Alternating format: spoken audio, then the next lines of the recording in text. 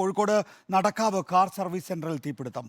Fire force എത്തി തീ അണക്കാനുള്ള ശ്രമം തുടരുകയാണ്. VS രഞ്ജിത്ത് വിശദാംശങ്ങളുമായി. രഞ്ജിത്ത്, എന്താണ് സംഭവിച്ചത്? അനികേഷ്, കോഴിക്കോട് നടക്കാവ് പണിക്കർ റോഡിലുള്ള ഒരു മാരുതി കാറിന്റെ സർവീസ് സെന്ററിലാണ് ഇപ്പോൾ തീപിടുത്തം ഉണ്ടായിരിക്കുന്നത്. ഇതിന്റെ ഒരു ഭാഗം മുഴുവൻ, അതിന്റെ പിറകു ഭാഗത്താണ് തീപിടുത്തം ഉണ്ടായിട്ടുള്ളത്. ഈ ബിൽഡിംഗ് ഒരു 3 നില കെട്ടിടമാണ്. ആ 3 നിലയിൽ നിന്നും തീ ഉയരുന്നുണ്ട് എന്നുള്ളതാണ്. നാട്ടുകാർ തീ ഉയരുന്നതിനെ തുടർന്ന് ഫയർഫോഴ്സിൽ വിവരം അറിയിക്കുകയായിരുന്നു. ചെറിയ തോതിലായിരുന്നു തുടക്കത്തിൽ തീ ഉണ്ടായിരുന്നു, പക്ഷെ പിന്നീട് അത് ആളി കത്തുകയായിരുന്നു. നന്നായി പുക ഉയരുന്നുണ്ട്. 4 ഭാഗത്തുനിന്നും പുക ഉയരുന്നുണ്ട്. 3 നിലകളുള്ള കെട്ടിടമാണ്. ആ 3 നിലകളിൽ നിന്നും പുക ഉയരുന്നുണ്ട്. തുടക്കത്തിൽ നാട്ടുകാർ ഇവിടുന്ന് കിട്ടിയ വെള്ളം ഉപയോഗിച്ച് തീ അണയ്ക്കാനൊക്കെ ശ്രമിച്ചിരുന്നു. അതിനുശേഷമാണ് ഫയർഫോഴ്സ് എത്തിയത്. ഇപ്പോൾ ഫയർഫോഴ്സ് എത്തി പൂർണ്ണമായും തീ അണയ്ക്കാനുള്ള ശ്രമം തുടരുന്നു.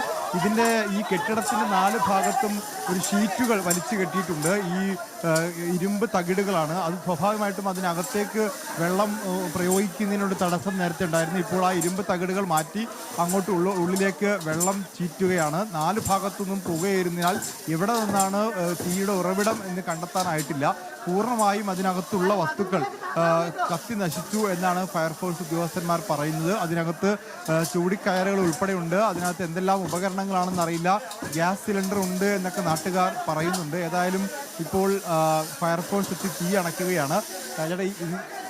ഈ ഭാഗത്ത് ഇത് ഇവിടുത്തെ നാട്ടുകാർ കണ്ടല്ല തീ ഇതിൻ്റെ ഉള്ളിൽ മറ്റേ സർവീസ് സെൻ്ററാണ്.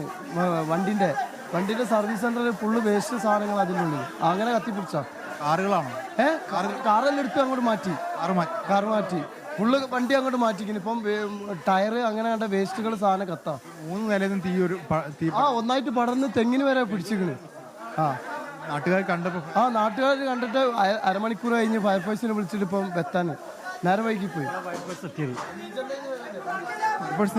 നേരം വൈകി അരമണിക്കൂർ കഴിഞ്ഞ് ഇപ്പോഴെത്തി.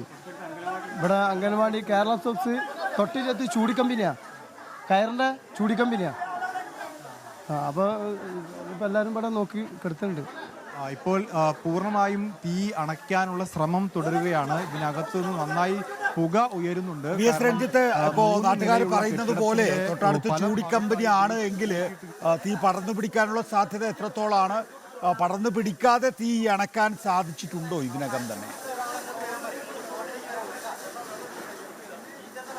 തീ അണയ്ക്കാൻ പൂർണ്ണമായും സാധിച്ചിട്ടില്ല. ഇതിനകത്തുനിന്ന് നന്നായി പുക ഉയരുന്നുണ്ട്. കാരണം ഇതിനകത്ത് മുഴുവൻ വേസ്റ്റുകളാണ്. ടയർ ഉൾപ്പെടെയുള്ള ഈ ആക്സസറീസ് സാധനങ്ങളാണ്. തീ പടരാനുള്ള സാധ്യത വളരെ കൂടുതലാണ്. മാത്രമല്ല ഇപ്പോൾ അതിനകത്ത് തീ കാണാൻ നമുക്ക് ഈ പുക മാത്രമല്ല, ഉള്ളിൽ തീ കത്തുന്നത് കാണാൻ വേണ്ടി സാധിക്കുന്നുണ്ട്.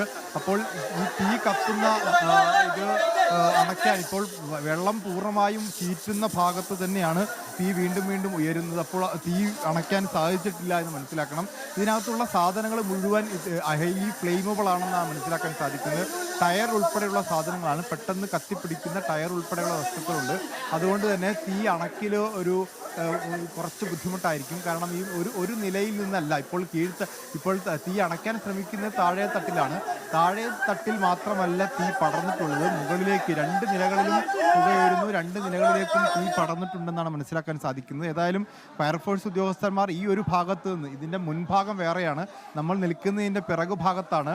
ഈ പിറകുഭാഗത്താണ് ഇപ്പോൾ തീ അണയ്ക്കാൻ ശ്രമിക്കുന്നത്. അതിൻ്റെ പ്രധാനപ്പെട്ട പ്രശ്നം ഇപ്പോൾ മതിലുൾപ്പെടെ പൊളിച്ചുകൊണ്ട്, ഇപ്പോൾ ഒരു ഭാഗത്ത് മതിൽ പൊളിച്ചിട്ടാണ് അകത്തേക്ക് കയറിയിട്ടുള്ളത്. അതുപോലെ തകര ഷീറ്റുകൾ നീക്കം ചെയ്യേണ്ടതുണ്ട്. പൂർണ്ണമായും അകത്തേക്ക് കടക്കുകയും പ്രയാസമാണ്. കാരണം അവിടെയൊക്കെ തീ കത്തിപ്പടരുന്നുണ്ട്. അതിനകത്ത് എന്തെല്ലാം വസ്തുക്കളുണ്ട് എന്ന് പൂർണ്ണമായും ബോധ്യവുമില്ല. കാരണം അവിടെ നാട്ടുകാർ പറയുന്ന ഗ്യാസ് സിലിണ്ടർ ഉൾപ്പെടെയുള്ള സാധനങ്ങൾ ഉണ്ട് എന്നാണ്. അപ്പോൾ അങ്ങനെ ഗ്യാസ് സിലിണ്ടറൊക്കെ ഉണ്ടെങ്കിൽ കൂടുതൽ അപകടകരമാണ് അകത്തേക്ക് കയറി പോകുന്നത്. ഏതായാലും പുറത്തു നിന്ന് അകത്തേക്ക് പരമാവധി വെള്ളം അടിച്ച് അതിനകത്ത് നമ്മളിപ്പോ ഈ പറയുന്ന അരമണിക്കൂർ നേരമായി മെയിൻ്റനൻസ് ഷോറൂമിന്റെ ഒരു ഭാഗം മാത്രമാണ് കാണുന്നത്. വലിയ ഷോറൂമാണോ? ഇത് സർവീസ് സെൻ്ററിൻ്റെ വലിയ സർവീസ് സെൻ്ററാണ്. ഇതിൻ്റെ പിറകു ഭാഗത്താണ് നമ്മൾ നിൽക്കുന്നത്. ഇതിൻ്റെ മുൻഭാഗം എന്ന് പറയുന്നത് വേറൊരു റോഡിൻ്റെ, നടക്കാവ് റോഡിൻ്റെ, ബീച്ച് റോഡിൻ്റെ സൈഡിലാണ് മുൻഭാഗം എന്ന് പറയുന്നത്. ആ ഭാഗത്തുകൂടി കടന്ന് ആ ഭാഗത്തല്ല തീ ഉയരുന്നത്, ഇവിടെയാണ് തീ പടരുന്നതുള്ളതുകൊണ്ടാണ് ഫയർഫോഴ്സും അതുപോലെ നാട്ടുകാരുമൊക്കെ ഈ ഭാഗത്ത് കേന്ദ്രീകരിച്ച്. മാത്രമല്ല, നേരത്തെ നാട്ടുകാർ പറഞ്ഞ രീതിയിലുള്ള ആൾതാമസമുള്ള ഈ ചൂടി ഫാക്ടറി, കയർ ഫാക്ടറി ഉള്ള, അതുപോലെ തന്നെ അങ്കണവാടികളും ജനവാസ മേഖലയും ഒക്കെയുള്ള ഒരു പ്രദേശം ഈ പിറകു ഭാഗത്താണ്. അതുകൊണ്ട് ഇവിടത്തെ തീ പൂർണ്ണമായും അണയ്ക്കുക എന്നുള്ളതാണ്. ഇത് വലിയൊരു സർവീസ് സെൻ്ററാണ്. ഈ സർവീസ് സെൻ്ററിനകത്ത് ഒരു ഭാഗത്ത് കാറുകൾ ഉണ്ടായിരുന്നു, ആ കാറുകൾ പൂർണ്ണമായും പുറത്തേക്ക് നീക്കിയിട്ടുണ്ട്. എന്നാൽ ഇതിനകത്ത് വേസ്റ്റുകൾക്കാണ് ഇപ്പോൾ തീ പിടിച്ചിട്ടുള്ളത്. ഈ വേസ്റ്റുകളൊക്കെ ഫ്ലെയിമബിൾ ആയിട്ടുള്ള വേസ്റ്റുകളാണ്. ഇതിനകത്ത് ടയർ കത്തുന്നതിൻ്റെ മണം ഇപ്പോൾ പുറത്തേക്ക് ഉയരുന്നുണ്ട്. അതിരൂക്ഷമായ ഗന്ധമാണ് പുറത്തേക്ക് വരുന്നത്. അപ്പോൾ ടയറുകൾക്കാണ് തീ പിടിച്ചതെന്നുള്ളത് വ്യക്തമാണ്. ഏതായാലും തീ അണയ്ക്കാൻ ഇത്രയും ഇപ്പോൾ ഒരു ഫയർ എഞ്ചിൻ പൂർണ്ണമായി എത്തി തീ അണയ്ക്കാൻ ശ്രമിച്ചിട്ടും തീ അണഞ്ഞിട്ടില്ല എന്നുള്ളതാണ്. നാട്ടുകാരും നേരത്തെ തന്നെ തുടങ്ങിയതാണ് തീ അണയ്ക്കാനുള്ള ശ്രമം. ഇപ്പോഴും പൂർണ്ണമായും തീ അണയ്ക്കാൻ സാധിച്ചിട്ടില്ല. മറ്റൊരു ഫയർ എഞ്ചിൻ കൂടി ഇങ്ങോട്ട് പുറപ്പെട്ടിട്ടുണ്ട്. പ്രധാനപ്പെട്ട കാര്യം, സാധാരണഗതിയിൽ ടയറിന് തീപിടിച്ച പെട്ടെന്ന് കെടുത്തുക എളുപ്പമല്ല.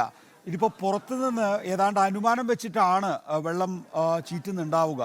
അപ്പോൾ അത് കൃത്യമായി കത്തുന്ന ടയറിന്മേൽ തന്നെയാണ് പതിക്കുന്നത് എന്ന് ഉറപ്പുവരുത്താൻ പോലും സാധിക്കില്ല. അതുകൊണ്ടൊരു ദീർഘമായ പ്രക്രിയയിലേക്കാണ് ഇപ്പോൾ ഫയർഫോഴ്സ് ഏർപ്പെട്ടിരിക്കുന്നത്. നികേഷ്, തീർച്ചയായിട്ടും ഇതിപ്പോൾ അകത്തേക്ക് എങ്ങനെ കടക്കാം എന്നുള്ളതാണ് ആലോചിക്കുന്നത്. കാരണം ഇതിൻ്റെ പല ഭാഗത്തായി തീ പിടിക്കുന്നു. ഇത് പൂർണ്ണമായിട്ടും തകര ഷീറ്റുകൾ കൊണ്ട് മൂടിയിരിക്കുന്നു. ഒരു ഭാഗത്ത് ഇപ്പോൾ മതിൽ പൊളിച്ച് അകത്തേക്ക് കടക്കാനാണ് ശ്രമിക്കുന്നത്. അപ്പോൾ മതിൽ പൊളിക്കാൻ വേണ്ടി ശ്രമിക്കുമ്പോൾ, മതിൽ പൊളിച്ച് അകത്തേക്ക് കടക്കാൻ ശ്രമിക്കുമ്പോൾ ഏത് ഭാഗത്തു കൂടി കടക്കണം എന്നുള്ളതിനെക്കുറിച്ച് കൺഫ്യൂഷൻ ഉണ്ട്. കാരണം ഈ 4 ഭാഗത്തുനിന്നും പുക ഉയരുന്നു. ഇപ്പോൾ ഒരു ഭാഗത്തെ മതിൽ ഇപ്പോൾ പൊളിച്ചായിട്ട് കാണാൻ പറ്റും. ഈ മതിൽ പൊളിച്ച ഭാഗത്തു കൂടിയാണ് അകത്തേക്ക് കടന്നിട്ടുള്ളത്. അങ്ങനെ മതിൽ പൊളിച്ച് ഇതിൻ്റെ പിൻഭാഗത്തു കൂടി ഫയർഫോഴ്സ് ഉദ്യോഗസ്ഥന്മാരും നാട്ടുകാരും അകത്തേക്ക് കയറി ഇപ്പോൾ തീ അണയ്ക്കാൻ വേണ്ടി ശ്രമിക്കുകയാണ്. പക്ഷേ ഇപ്പോൾ തീ ഉയരുന്നത് കുറച്ചുകൂടി അകത്തേക്കാണ്.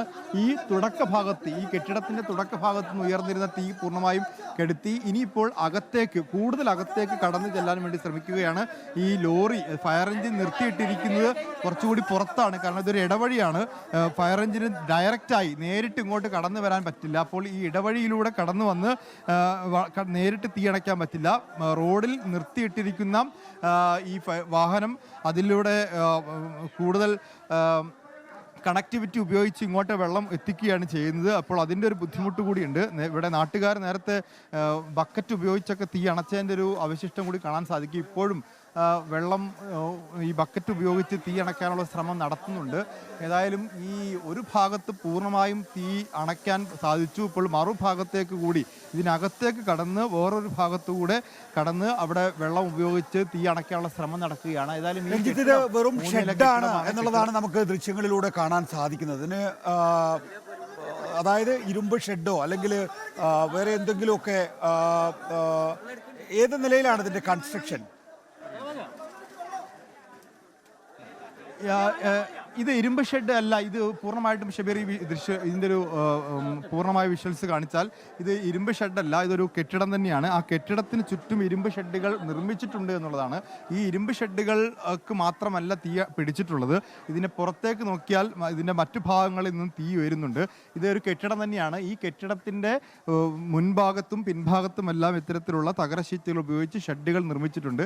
ആ ഷെഡുകളിലും തീപിടുത്തം ഉണ്ടായിട്ടുണ്ട്. അതുപോലെ തന്നെ ഇതിൻ്റെ മുകൾ നിലയിലേക്കും തീ പടർന്നിട്ടുണ്ട് എന്നാണ് പറയുന്നത്. അതുമാത്രമല്ല, അവിടെ നിന്നൊക്കെ തീ പടരുകയും ചെയ്യുന്നുണ്ട്. ഇപ്പോൾ നാട്ടുകാർ വലിയ തോതിൽ കൂടിയിട്ടുണ്ട്. നാട്ടുകാർ അവർക്ക് പറ്റുന്ന വിധത്തിൽ അവർ ബക്കറ്റിലൊക്കെ വെള്ളം ശേഖരിച്ച് കൊണ്ടുവന്ന് തീ അണയ്ക്കാനുള്ള ശ്രമം കൂടി നടത്തുന്നുണ്ട്. നാട്ടുകാർ തന്നെയാണ് തുടക്കത്തിൽ ഈ തീ പടരുന്ന് കാണുകയും അത് തീ അണയ്ക്കാനുള്ള ശ്രമം നടത്തുകയും ഒക്കെ ചെയ്തിട്ടുണ്ടായിരുന്നത്. ഏതായാലും ഇപ്പോൾ ഒരു ഭാഗത്തുനിന്ന് പൂർണ്ണമായും ഈ മതിൽ പൊളിച്ച് അകത്ത് കടന്ന് അകത്തേക്ക് വെള്ളം എത്തിക്കാനുള്ള ശ്രമം നടന്നിട്ടുണ്ട്. ഒരു ഭാഗത്തുള്ള തീ അണയ്ക്കാനും സാധിച്ചു. ഇപ്പോഴും പുക ഉയരുന്നുണ്ട്. അത് ഏത് ഭാഗത്താണ് ഇപ്പോൾ തീ കത്തുന്നതെന്നുള്ളത് ഫയർഫോഴ്സ് ഉദ്യോഗസ്ഥർ പരിശോധിക്കുകയാണ്. കാരണം ഈ തുടക്ക ഭാഗത്ത്, ഈ മതിൽ പൊളിച്ച് അകത്തേക്ക് കടന്ന ഭാഗത്ത് നിന്ന് തീ അണയ്ക്കാൻ വേണ്ടി സാധിച്ചിട്ടുണ്ട്. VS രഞ്ജിത്താണ് വിശദാംശങ്ങൾ നൽകിയത്. കോഴിക്കോട് വാഹന സർവീസ് സെന്ററിന്റെ ഷെഡ് തീ പിടിച്ചിരിക്കുന്നു.